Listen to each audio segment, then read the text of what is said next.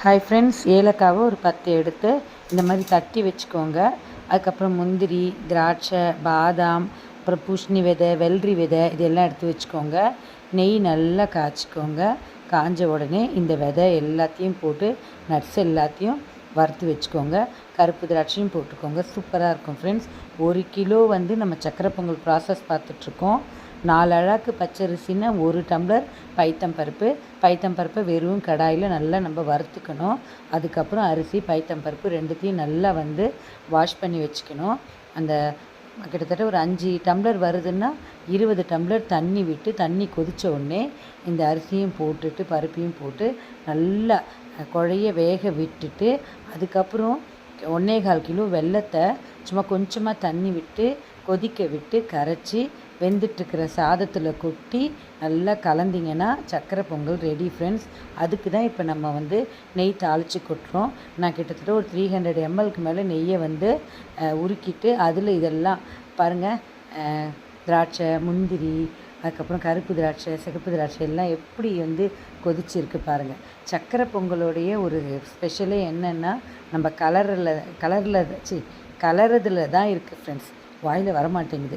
எவ்வளோக்கு எவ்வளோ நம்ம கைவிடாமல் கலர்றோமோ அவ்வளோக்கு அவ்வளோ சூப்பராக இருக்கும் ஃப்ரெண்ட்ஸ். இங்கே பாருங்கள், கொஞ்சம் செமி லிக்விடாக தான் நம்ம கலரணும்.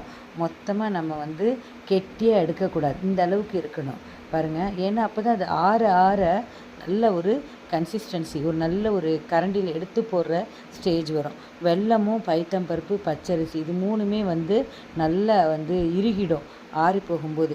ஸோ ஏலக்காய் இந்த மாதிரி தட்டி போட்டுட்டு நம்ம பச்சை கற்பூரம் கொஞ்சமாக எடுத்து அதையும் தூவிட்டு அப்படியே இறக்கி வச்சிடலாம். ஆடி வெள்ளியோட ஃபஸ்ட்டு ஆர்டர் எனக்கு ரெடி ஆகிடுச்சு ஃப்ரெண்ட்ஸ். இதுதான் நான் செஞ்சு கொடுத்த ஃபஸ்ட்டு ஆர்டர். அதாவது ஆடி வெள்ளிக்கு பிரசாதமாக நீங்கள் உங்களுக்கு ஏதாவது பிரசாதம் தேவைப்பட்டதுன்னா மறக்காமல் எனக்கு மெசேஜ் பண்ணுங்கள்.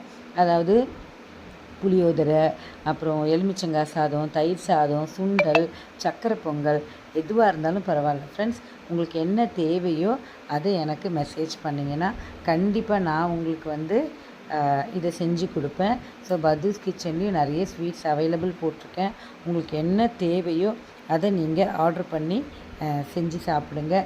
ஸோ வரப்போகிற காலகட்டங்கள் நல்ல ஒரு சுவாமி வழிபாடு வரக்கூடிய மாதங்கள் தான்.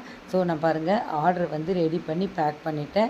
ஸோ நானே இந்த மாதிரி பக்காவாக உங்களுக்கு பேக் பண்ணி கொடுத்து விடுறேன்.